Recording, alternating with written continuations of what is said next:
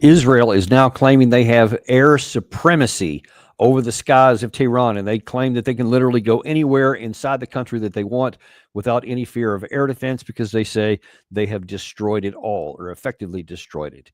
Meanwhile, Benjamin Netanyahu says that he is moving his country closer to victory, to where they're going to accomplish all of their objectives. If you're thinking this sounds familiar, it should, because he made these same boasts and these same claims in October of 2023, just as they were ready to launch into the Hamas area, controlled areas of Gaza Strip, and said that they were going to destroy the Hamas and they were going to bring peace to Israel. 19 months later, they have done neither. In fact, we've seen reports of late from the Israeli side that says that the current number of Hamas fighters is somewhere around 40,000.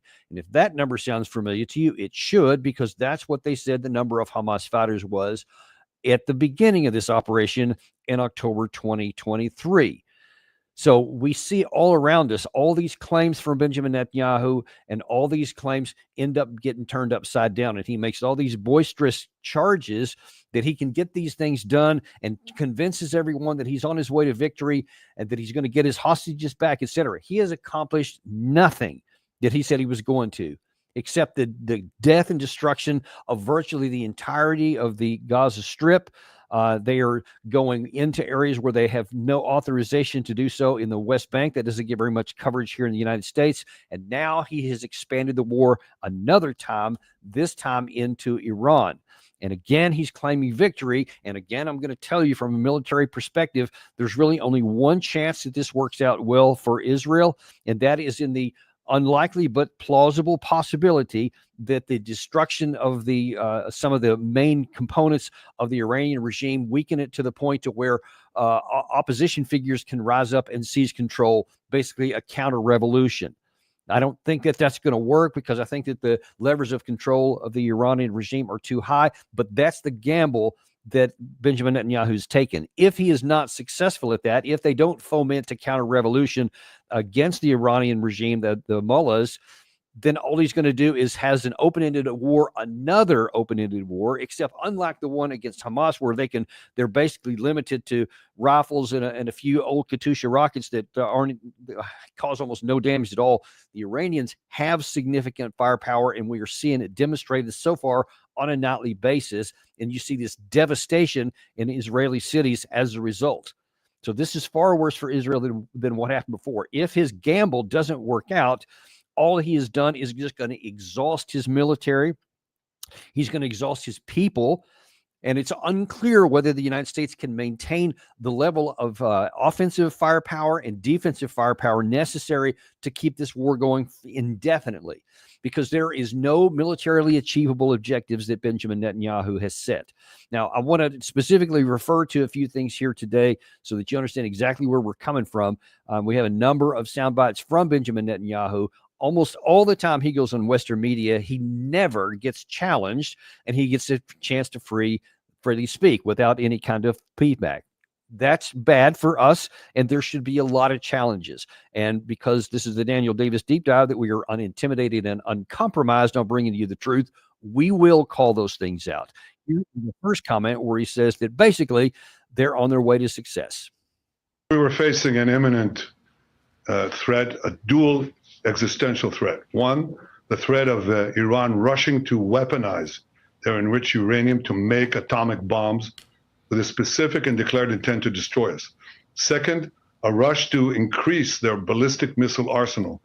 So we had to act. It was the 12th hour. We did act to save ourselves, but also, I think, to not only protect ourselves, but protect the world from this incendiary regime. We can't have the world's most dangerous regime have the world's most dangerous weapons. The world's most dangerous regime. The world's most dangerous regime. That is farcical at face value. Iran is a weak power in the Middle East. It has some tools. It can cause some damage, as we're seeing playing out now, as I've been telling you for a long, long time. but they are, in terms of overall power, they are weak, and they don't have the power to use it in an offensive way because they know that that would spawn an attack against them that would cause the damage that we're seeing now, and they don't want that because their objective is not to conquer anybody. And I know, I hear it all the time. Iran says death to America, death to Israel, etc. They want to see them wiped off the face of the map. That was Ahmadinejad many decades ago. That is language that is not backed up by actions. Every action that we can see is that's hyperbole, and that their desire is to defend themselves. Who is it that's actually gone on the offensive, and which of the two sides, Israel and Iran, kills more of the other side? Is it this so-called terrorist regime that's the most dangerous in the world, or is it Israel? You know the answer to that. It's Israel. Israel is the one that destroyed an embassy compound of the Iranian regime in Syria before, violates every norm of diplomacy for centuries. No one in the West said a thing about it, just turned a blind eye to it. They assassinated some people who were in the building and brought the entire complex down. They could care less. They have assassinated so many people in Iran over the years. And then now here, Israel has launched a preemptive war when there was no compelling threat.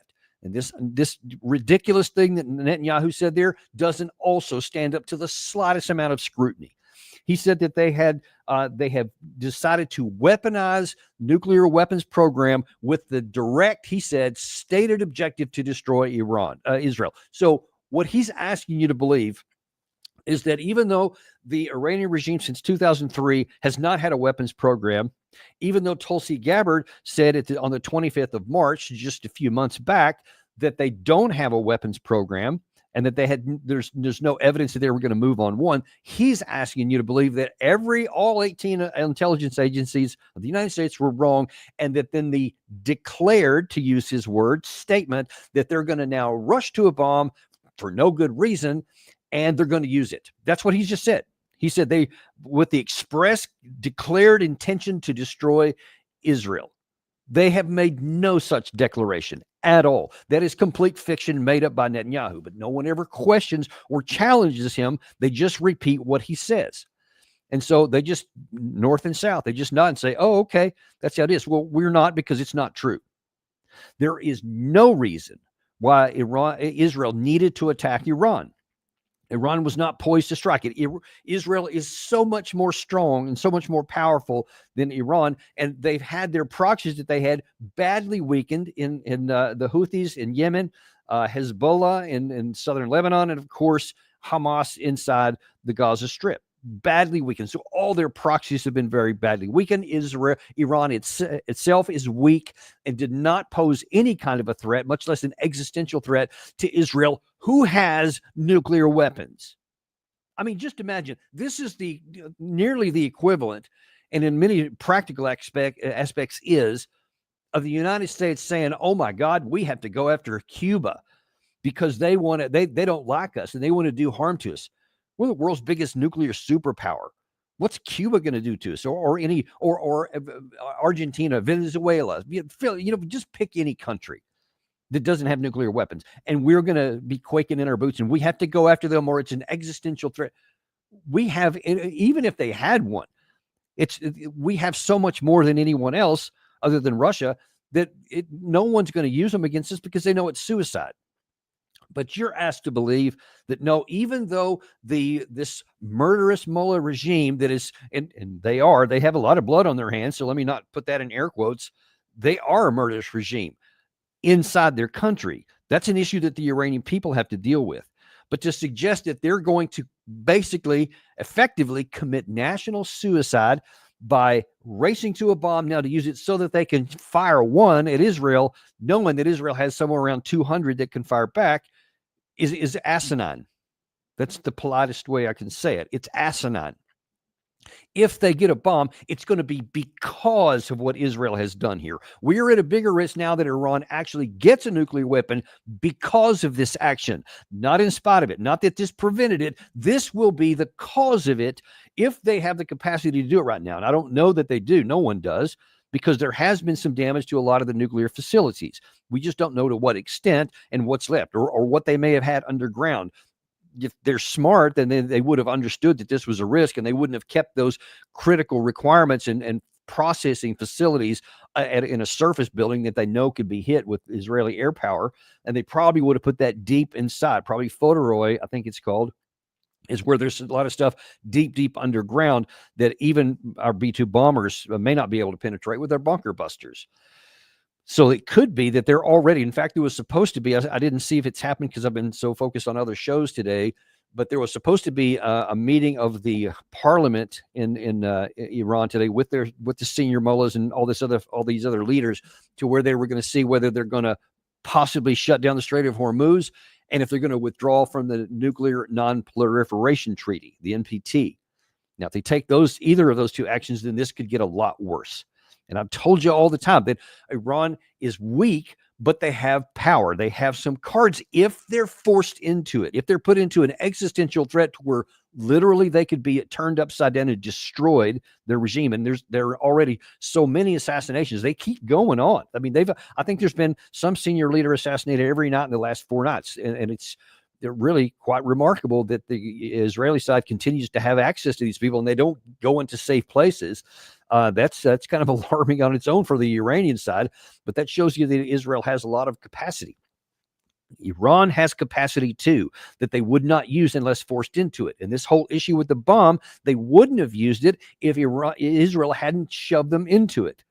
So it remains to be seen. It would not surprise me in the least if Iran wants to continue this, just do everything they can to stay afloat while there's racing to this bomb. And then all of a sudden one day we have to come on with breaking news that there's been a nuclear test inside Iran. And now then they have weaponized the bomb, because they took what was there, what we knew they were increasing so that they could have a race to a bomb should they ever choose to do so. And it was clear that they wouldn't choose to do so unless compelled. So we'll see what's going to happen with that. Netanyahu then, in fact, I keep mentioning this stuff about Tulsi Gabbard on the 25th of March. Well, on Fox News, Brett Baer asked Benjamin Netanyahu about that. Less than 2 months ago, the new director of national intelligence, Tulsi Gabbard, testified on Capitol Hill, saying that everything had been suspended since 2003 and had not restarted, that the nuclear program had not been restarted by the Iranians. So did something change from end of March until this week? Was the U.S. intel wrong? The intel we got and we shared with the United States was absolutely clear.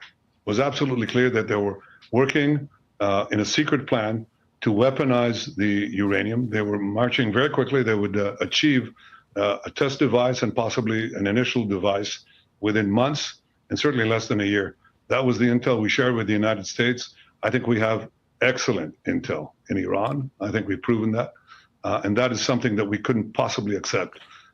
Whether it would be 6 months or 12 months or 13 months is immaterial.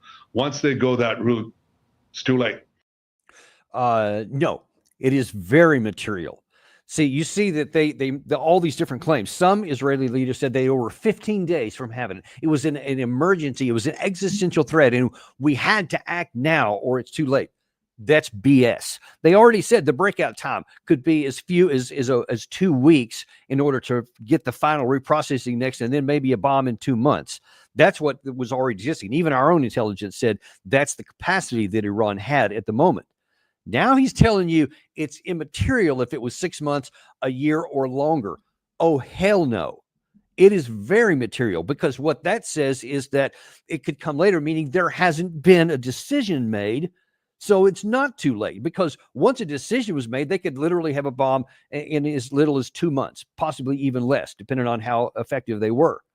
So you, by admitting that it's 6 months or a year, means they haven't made that decision, because they did. The most you could say was they could have had a weapon in 2 months.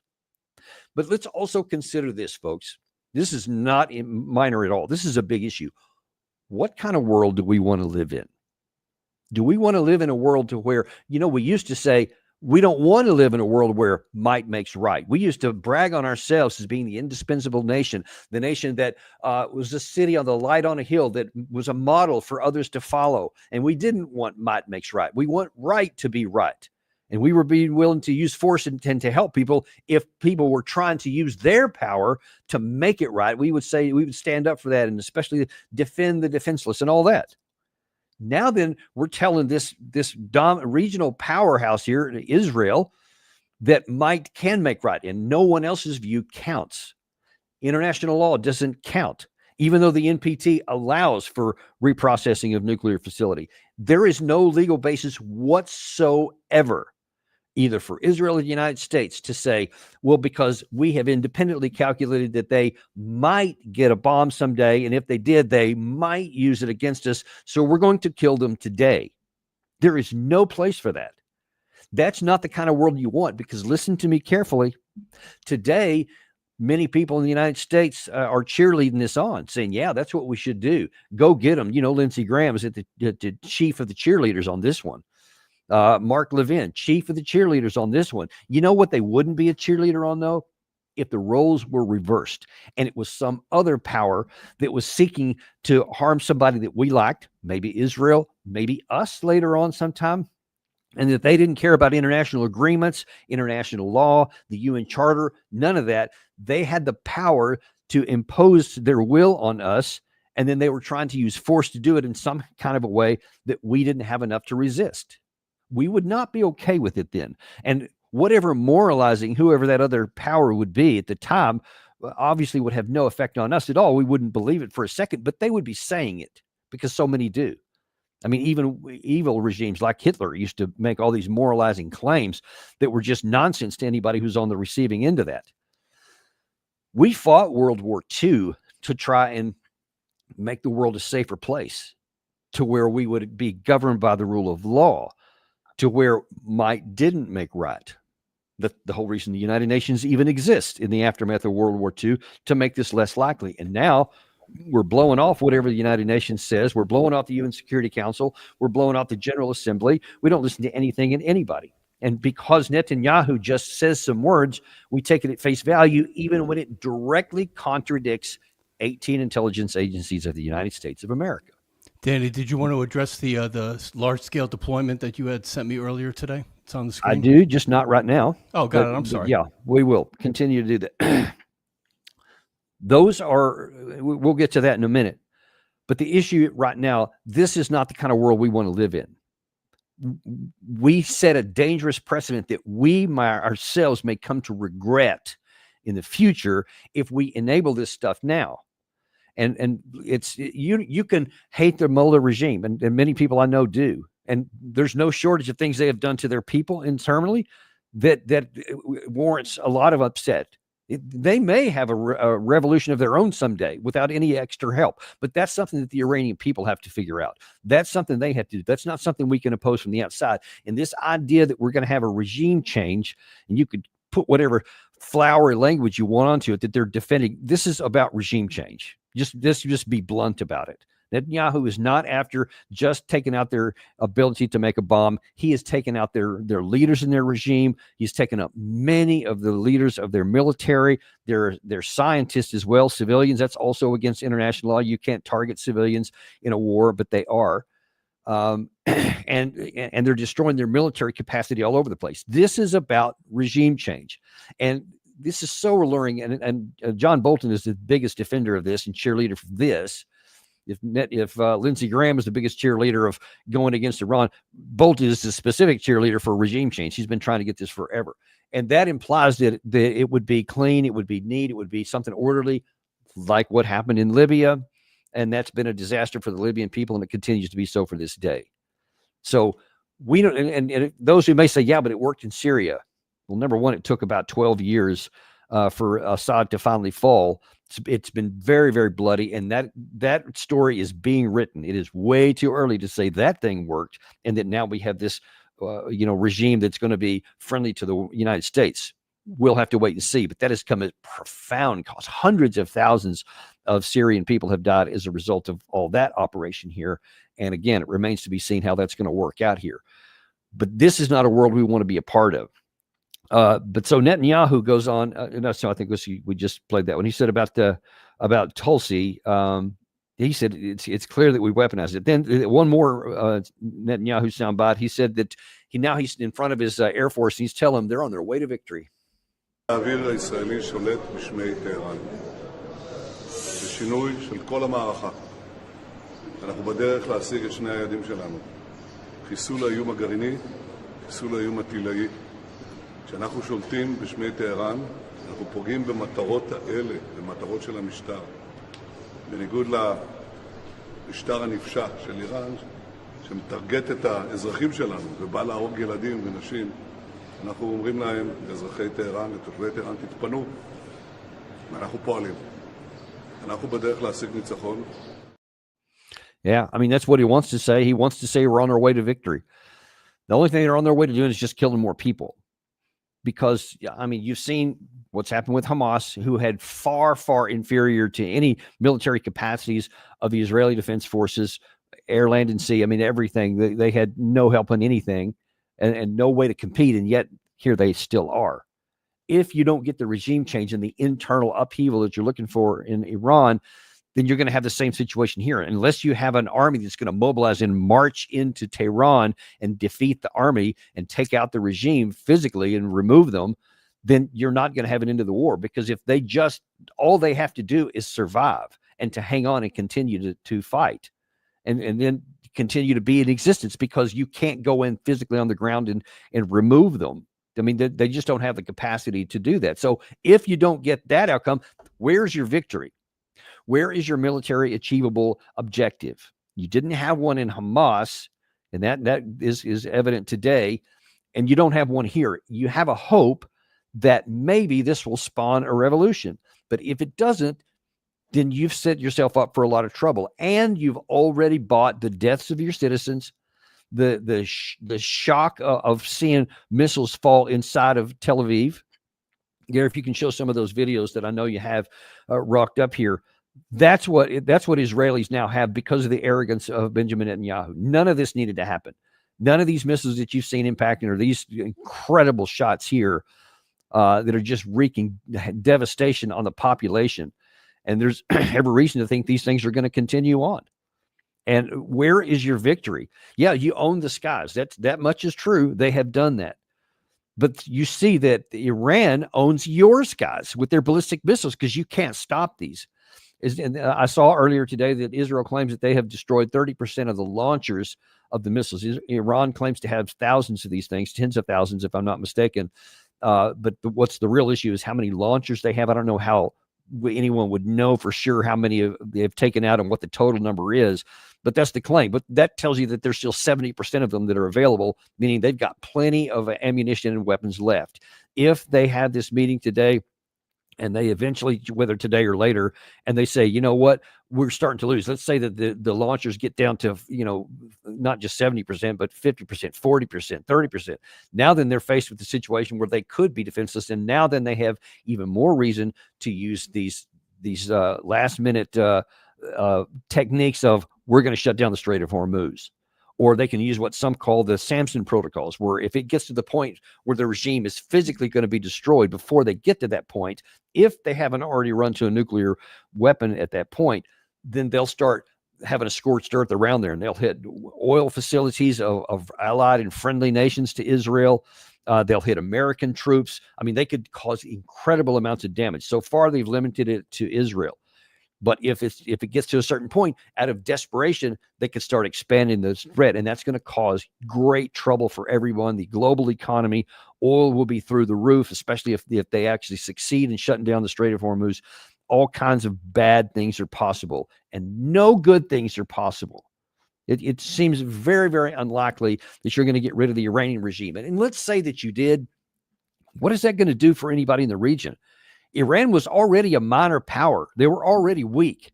And it was compared to what the claim is, they did hardly anything in the region. So it's not like anyone's going to be safer because this material, there's not going to be a material change in anyone's life because the mullahs are gone and you put somebody else in there. It will make Benjamin Netanyahu feel better if he succeeded. That's a lot of people will feel better. It won't change much of anything. Because, if you think that the Houthis are going to go away because Iran goes away, or the Hezbollah is going to go away because Iran goes away, then you aren't paying attention. There is a lot of anger and anxiety. And like I've been telling you, all of these 18 months of failure in Hamas and the way they had been pulverizing the innocent population in the Gaza Strip and in the West Bank, that is burying seeds deep in the ground that will come back up later on and haunt Israel. Because you can't just slaughter that many people and destroy their way of life and think there's never going to be any fallback or any consequence to that. There will be.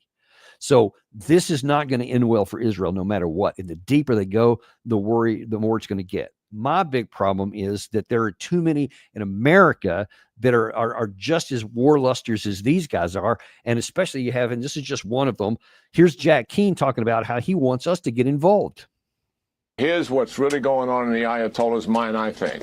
He never came to the negotiating table to really give up his nuclear capability voluntarily. Why?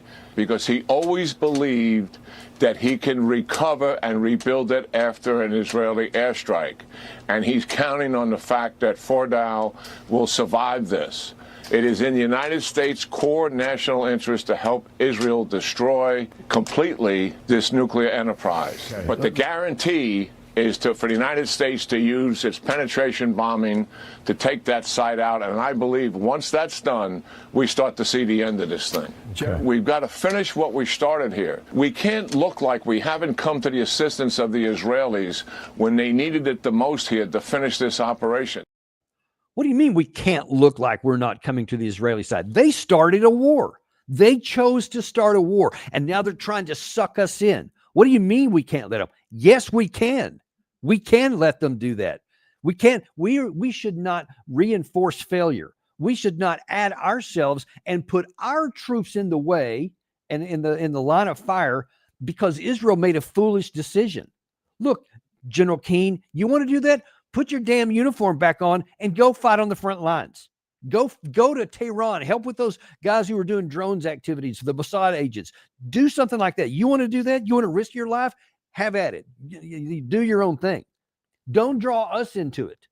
Don't put American troops on the target line just because you have some lust for war with Iran. That's pathetic. And to say this is a core national interest of America is beyond absurd. It's a flat out lie. Flat out, it's a lie.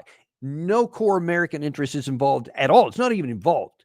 In fact, our core national interests involve in avoiding stupid wars. Our core national interests are to avoid wars that have nothing to do with us. Iran was not threatening the United States. Iran has been in a box since 1979. And they're never going to get out of it. They don't have the ability to project power in a ways that can say. See, they don't have the ability like we do. We can launch airstrikes against people, and because we have our nuclear stockpile over our shoulder, it's limiting what other people can do. They don't have that. So they do have to limit what they do conventionally. And they keep it, and they have kept all their weapons for defense. They were not used at all until Israel destroyed their embassy. They were not used the second time in 2024 until Israel assassinated somebody in their capital city during a presidential inauguration. And they responded. They didn't use their missiles now until they were flat out attacked full on by Israel. Do you see the pattern here? We keep accusing Iran of being this unstable regime, but they're not using the weapons that they had until they are attacked. They're not going to. They never were going to. And it was self-evident that they weren't. Their actions over all those decades since 1979 proved that they weren't. They valued regime survival. But you keep going down this path here, and it's like a caged animal. You're putting it into a corner, and you're saying either use what limited weapons you have or die. And you put someone in that condition, they may say, okay, we'll do the Samson protocol, which means that, like Samson of the Bible, to where he had his eyes put out, whatever, and they were mocking him, and he was in front. Instead of just taking it, he used his strength to push the pillars out, and then all those who were mocking him, the whole edifice came down and killed everybody. That's what Iran may do here. If you put them in a no-win situation where they're going to be killed and they have weapons, they're going to use them. They're going to use them. And I'm telling you, and I've mentioned several times, all these bases that we have throughout the Middle East, most of them don't have strategic air defense. And even those that do, you see with Israel, with every advantage, they're still not able to stop these ballistic missiles. Ours wouldn't either. Most of our bases that are scattered throughout there don't even have that kind of protection. So that means that we would be helpless under this fire from Iran if we push them into a corner to where that's the only thing they can do or just die. It's absurd to the highest degree. Don't put our troops in danger because your mouth is so big and your lust for war for Iran is bigger than your intelligence and your brain cells. Stop doing that. Don't put our troops at danger and at risk because you have a lust for Iran. That's what you need to understand here, folks. This war should never have been started. And the last thing in the world President Trump should do is to join in the foolishness with the Netanyahu government. We should not do that. Do not sacrifice one American troop for this, folks. That's what's going on here. This is an evolving situation. We're going to continue going, following it for you, especially if there's anything more about what Iran, what their government chooses to do about the possibility of going to the shutting down the Strait of Hormuz, or whether they pull out of the NPT, et cetera. We'll bring you all that news if we get it. In the meantime, we have, I believe, Gary's at 4:00 today, right? With is it Martyanov? Andrei Martyanov, I believe, at 4 p.m. to 3 p.m. Sorry, I thought it was 3 p.m. today. That's right. Andrei Martyanov is going to give us an update of what's going on in the Russia-Ukraine war, because while so many eyes have been focused here in the Middle East today, a lot of things still happening in the Russia-Ukraine war, and he will bring that to us this afternoon at 3 p.m. Thank you very much, and we will see you then on Daniel Davis Deep Dive.